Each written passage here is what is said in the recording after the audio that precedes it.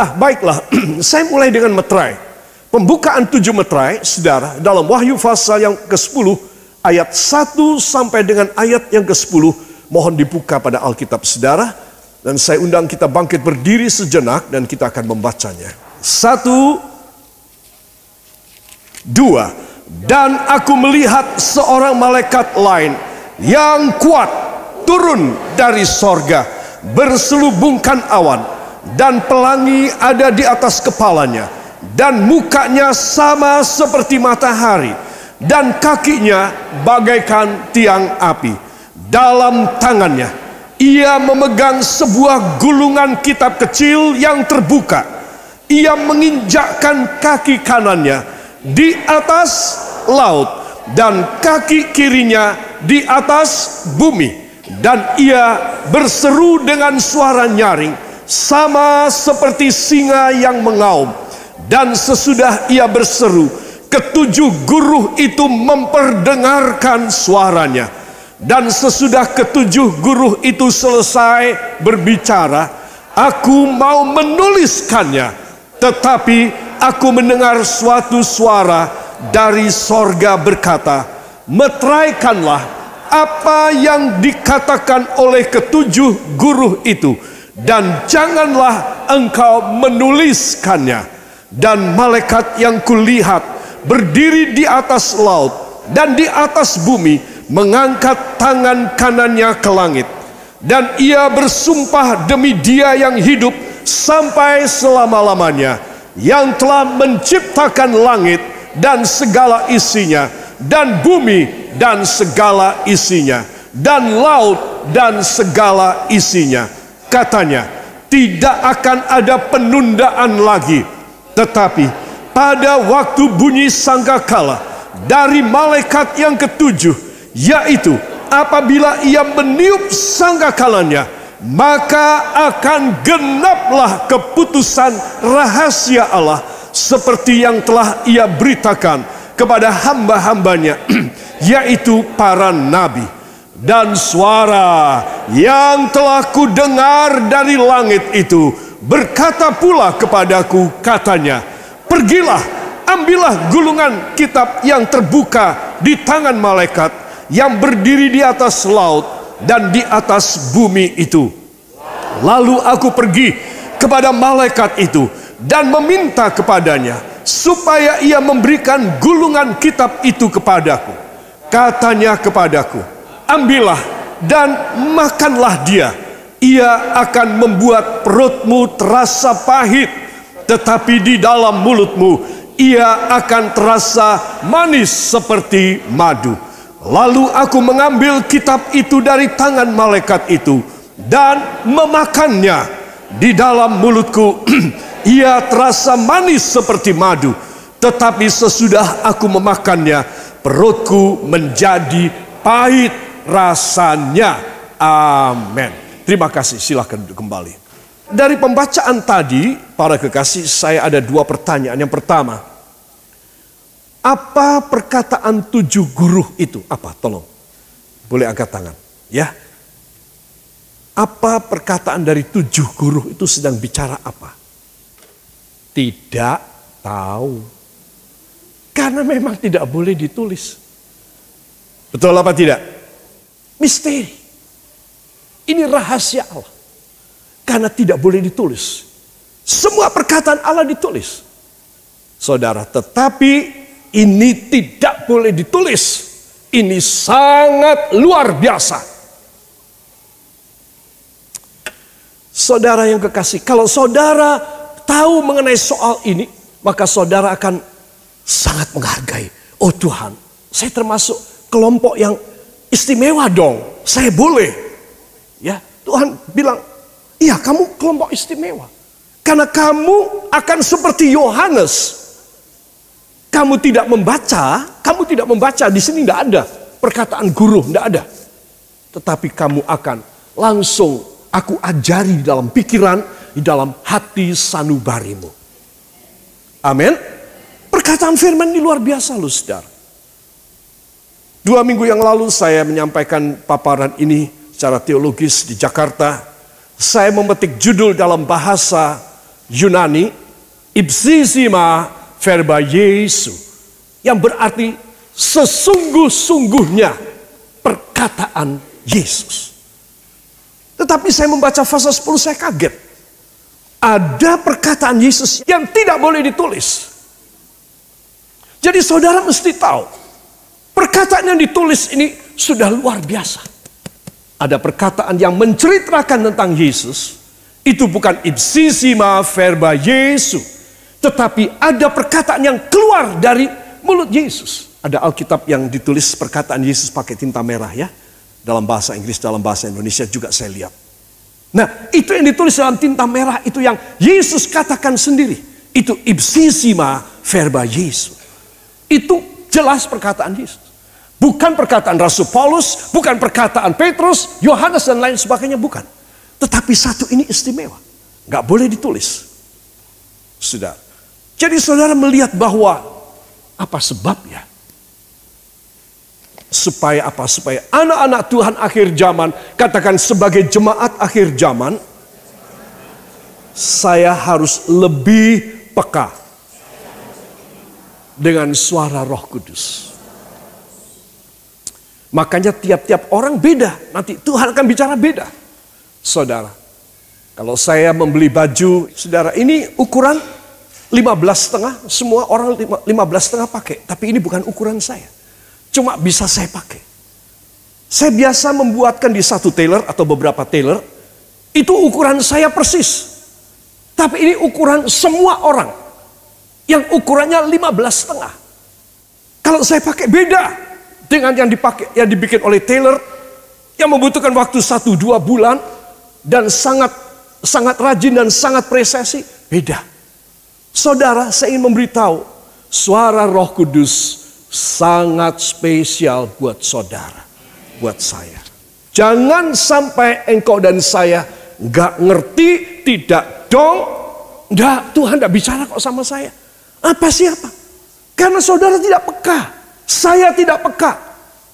Itu sebab pada akhir zaman ini saatnya. Katakan inilah saatnya. Saya tidak boleh menunda untuk lebih dekat kepada Tuhan. Amin. Para orang tua, engkau yang mencintai anakmu sudah pasti deh. Engkau harus dekat sama Tuhan. Sebab anakmu ndak ngerti apa-apa. Saya ngerti adalah orang tuanya. Jadi orang tuanya harus nomor 1 Tuhan. Nanti Tuhan akan berbicara dengan bahasa guru kepada setiap kita. Persis apa yang kita butuhkan. Persis hanya untuk kita. Tidak sama dengan adik kita atau tetangga kita atau jemaat yang lain. Katakan luar biasa. Bila saya mempercayai, saya akan mendapatkan yang paling tepat, sempurna dalam hidup saya. Beri tepuk tangan bagi dia. Pertanyaan saya yang kedua ada hubungannya. Itu harus dimeterai. Tetapi tidak boleh dituliskan. Saya mau tanya, tolong dijawab apa artinya, apa maknanya. Ya. Itu harus didengar, dimeterai, tapi nggak boleh ditulis. Maksudnya apa? Maksudnya seperti yang saya jelaskan tadi. Jadi setiap orang mempunyai sendiri-sendiri suara firman. Itu sebab saudara perlu lebih dekat kepada Tuhan. Kalau belum pernah ada pengalaman mendengar suara Allah, saudara, engkau harus nangis mulai sekarang. Minta supaya engkau bisa mendengar suara Tuhan. Karena itu yang paling khusus bagimu. Dan itu tidak bisa dituliskan. Itu hanya kau bisa meterai. Amin Tuhan. Hamba akan mendapat seperti yang kau bicarakan kepada hamba sekarang. Hamba akan menerimanya. Hamba akan berjalan sesuai dengan firman-Mu yang khusus buat hamba ini. Saudara, jadi disinilah yang dinamakan rema, yaitu suara Roh Kudus dalam tiap pribadi kita. Hidup saudara beda Saudara, engkau membuat transaksi dengan si A, Tuhan bilang batalin si A dengan si B. Engkau mempunyai keputusan bisnis harus begini, Tuhan bilang tidak perlu begini. Kamu cukup begini saja, aku akan memberkati. Pokoknya memberi keberuntungan. Memberi apa? Satu, keselamatan. Dua, keberuntungan. Jadi kalau orang tua mempunyai suara guru ini, anak-anaknya yang sedang mulai beranjak, berusaha sendiri, bisnis dan lain sebagainya, keputusan untuk jodoh anak dan lain sebagainya, orang tua itu dengar dari Tuhan. Orang tua bisa bilang sama anak. Ya, orang tua yang bilang begini, wes terserah kowe nduk, terserah kowe le, terserah kamu nak. Tak kasih tahu, ini orang tua tidak punya hikmat. Orang tua itu harus pegang anak. Orang tua itu harus perintah anak. Supaya apa? Supaya anak selamat. Amin. Jangan salah jalan. Wah, tapi ini sudah bukan zamannya. Siapa bilang? Saya bilang justru ini zamannya. Engkau harus mengendalikan kencang anak-anakmu. Para kekasih, itu sebab kita harus mendengar suara guru. Mendengar suara guru. Supaya kita mengaminkannya dan supaya kita boleh diselamatkan. Apa yang dia firman bakal terjadi luar biasa dalam hidup kita. Sekaligus ini jawaban Tuhan bagi setiap tanda tanya kita. Kenapa ya Tuhan? Selama hamba mengikut engkau belum pernah mengalami hal yang luar biasa, hal yang ajaib. Tuhan bilang, karena kamu tidak pernah dengar suara guru. Kamu tidak pernah memetraikan suara guru. Karena kamu tidak tahu itu suara guru. Kamu tidak bisa membedakan. Tidak bisa membedakan. Saudara, kalau saudara bisa membedakan, maka saudara adalah seorang yang dipilih oleh Tuhan. Saudara dan saya tidak punya modal untuk cari uang, untuk berusaha, tidak punya ilmunya, tidak punya kenalan dan tidak punya jaringannya. No problem. Tuhan yang akan bekerja buat saudara. Amin. Beri tepuk tangan yang baik bagi dia. Haleluya. Sekarang saya bersama dengan Anda masuk di dalam 7 nafiri atau 7 sangkakala. Saudara, saya mendapatkan slide ini dalam bahasa Inggris. Coba perhatikan, mulai dari Wahyu pasal yang ke-8, ayat yang ke-7, di sebelah sini. Ini adalah trompet pertama, sangkakala yang pertama. Ketika itu ditiup, maka semua rerumputan dan tanaman pohon-pohonan yang hijau langsung kebakar. Ya, sepertiga dari semua padang rumput, dari tanaman hutan-hutan yang sangat hutan tropis istimewa, itu sepertiganya akan kebakar. Saudara bisa bayangkan kalau seluruh dunia sepertiganya kebakar. Semua yang hijau kebakar. Saudara, wah, terjadi eskalasi temperatur dunia yang sangat memuncak. Sehingga dunia menjadi panas. Benua es kutub utara dan kutub selatan akan mencair. Air tak terbendung luar biasa. Saudara tahukah, sekarang perubahan iklim itu hanya 0,45 derajat Celcius atau 2,1 derajat Fahrenheit. Sedikit loh.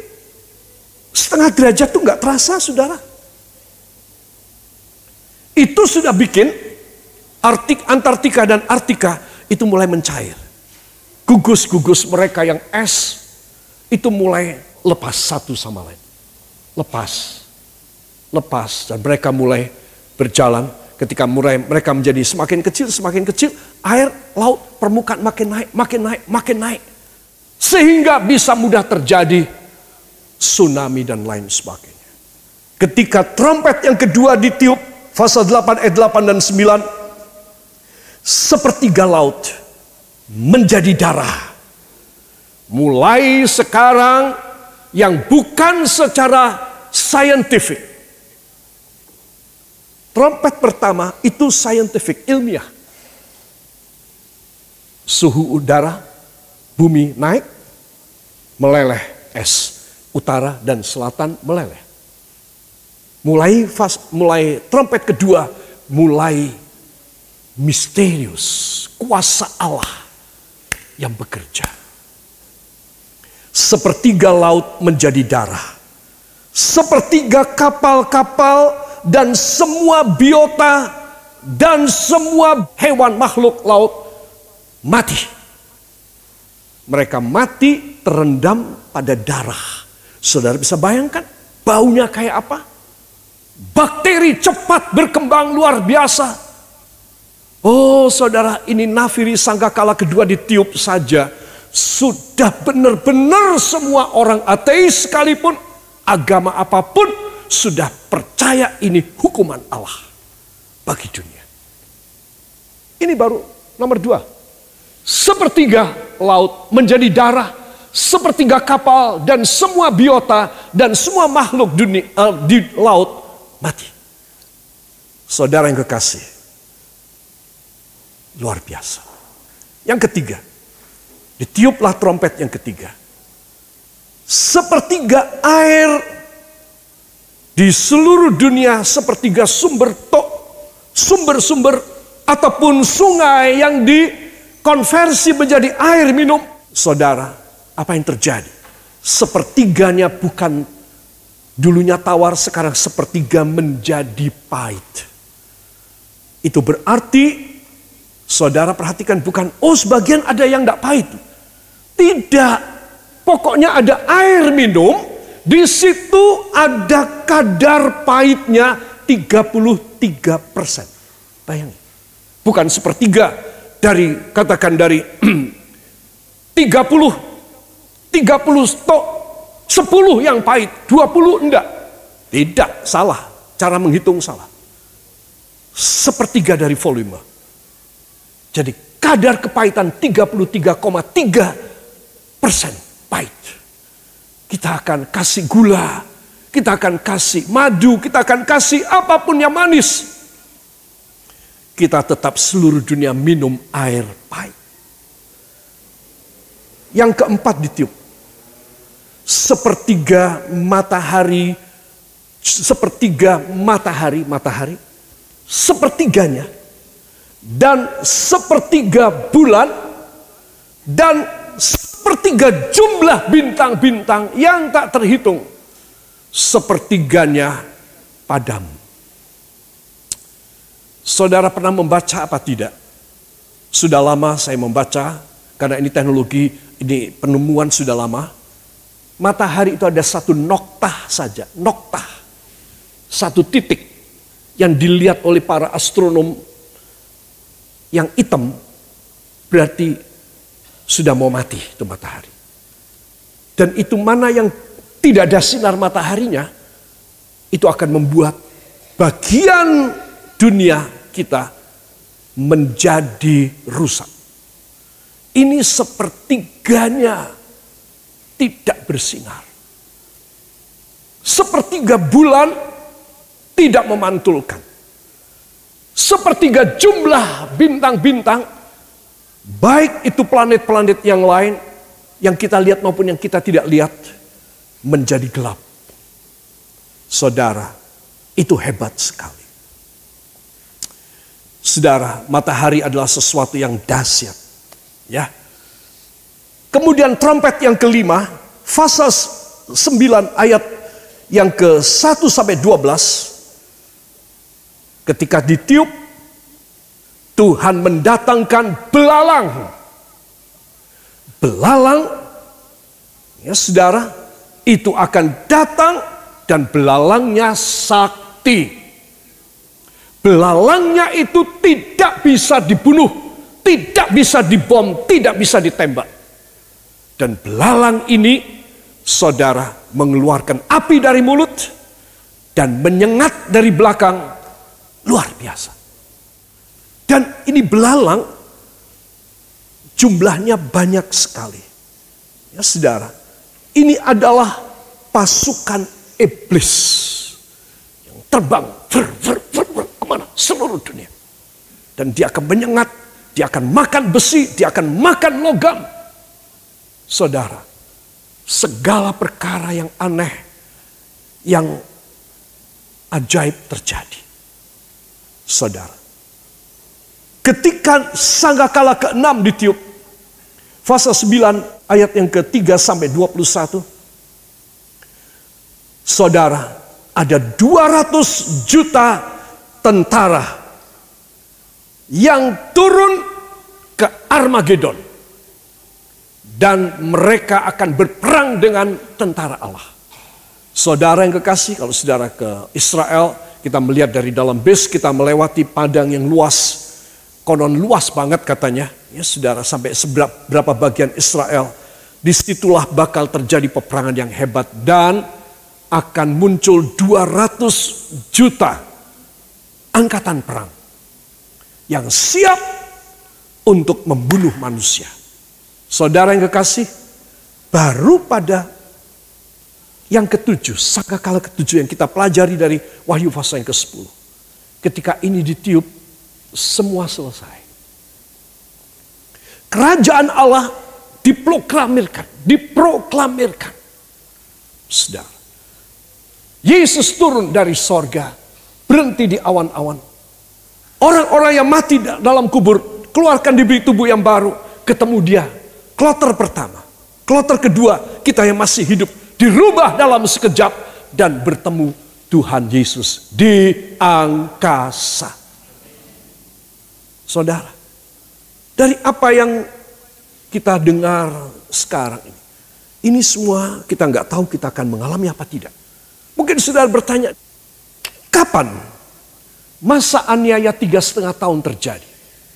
Dalam Wahyu pasal yang ke-11, pasal 11 itu ada pada sangkakala yang ke-7, pasal yang ke-11. Jadi setelah 6 sangkakala, maka sangkakala pungkasannya ditiup. Saudara, Tuhan turun, anak-anak Tuhan yang sungguh-sungguh naik ke atas, baik mati maupun hidup.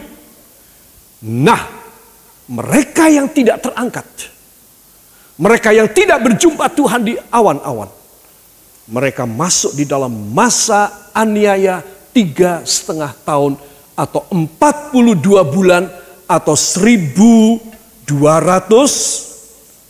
berapa? 60 hari. 1.260 hari. Saudara catat ayat-ayat. Bisa pakai satuan tahun adalah 3,5 tahun. Bisa pakai satuan bulan 42 bulan.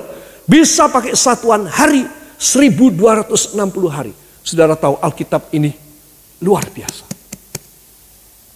Dia memakai 3 skala supaya orang jangan lupa. Loh, berapa hari itu ya? 1.260. Berapa bulan? 42 bulan. Berapa tahun? 3,5 tahun. Saudara. Jadi kalau saya dan saudara melihat sekarang kita tidak menyiapkan diri, anak-anak kita tidak disiapkan, semuanya duniawi, mau sesuai hobi dan kesenangan kita sendiri. Sudah kuno, engkau sudah kuno. Engkau orang Kristen yang kuno. Saudara, kita harus modern. Modern, up to date. Katakan modern dan up to date. Yang zamani bahwa Tuhan hampir datang.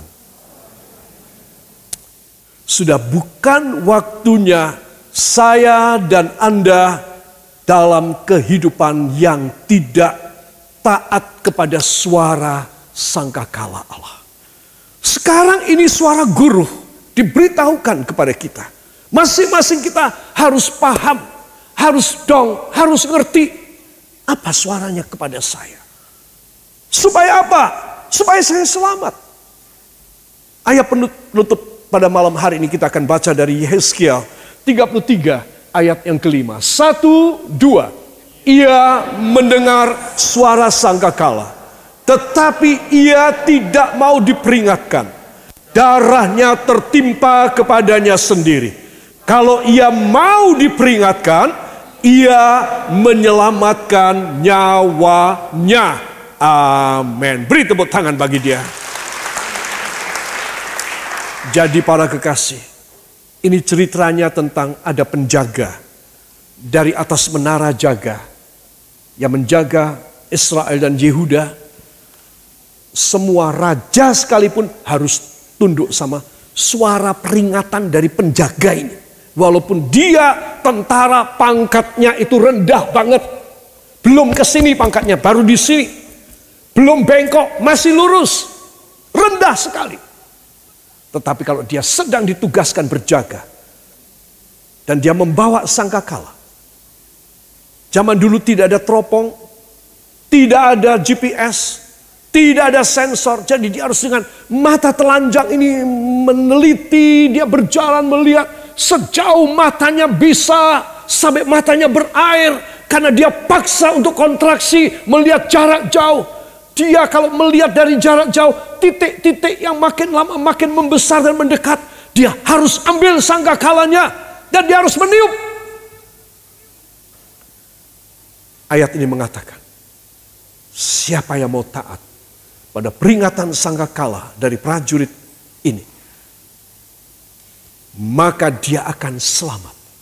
Tetapi kalau sangkakala sudah ditiup, tetapi ada rakyat tidak mau diperingatkan, raja sekalipun, maka darahnya akan tertimpa kepadanya sendiri. Artinya Tuhan gak mau menolong orang yang tidak menggubris suara sangkakala.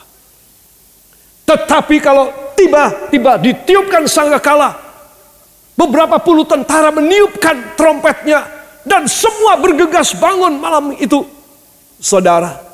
Dan mereka segera bersiap. Tuhan akan melindungi bangsa ini. Tuhan akan turun. Tuhan akan memberi kemenangan. Saudara yang kekasih, dapatkah saudara pelajaran malam ini? Tuhan, hamba harus dengar-dengaran suaramu. Hamba harus mulai belajar taat kepada suara Roh Kudus. Sebab suara guru tidak boleh ditulis.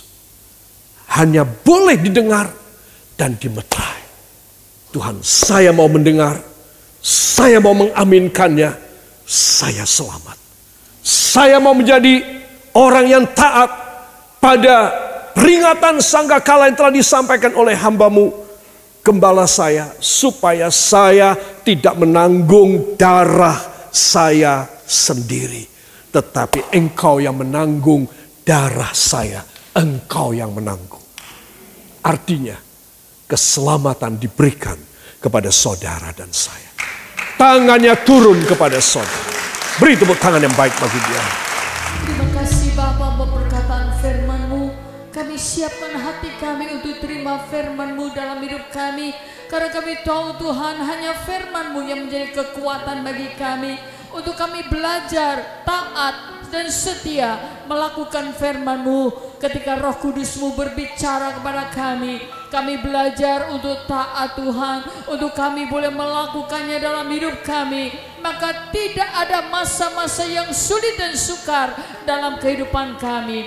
Biarpun Tuhan gemuruh trompet Tuhan dan sangkakala berbunyi, Engkaulah perlindungan kami. Engkau yang memelihara kami. Dan firman kebenaran Engkau yang selalu memperingatkan kami untuk kami taati, yang akan menyelamatkan kami daripada pekerjaan kuasa kegelapan, kuasa dosa. Engkau berkati kami sekalian Tuhan malam hari ini, untuk kami boleh mempersiapkan diri. Jikalau sangkakala itu berbunyi, kami siap sedia, dan Engkaulah juru selamat yang menyelamatkan kami. Terima kasih Bapa, kami persembahkan segala ucapan syukur kami hanya bagi kemuliaan nama Engkau. Kami diberkati melalui firman Engkau hanya di dalam nama Tuhan Yesus Kristus, juru selamat dan penebus kami. Dan kita percaya mengaminkan. Amin.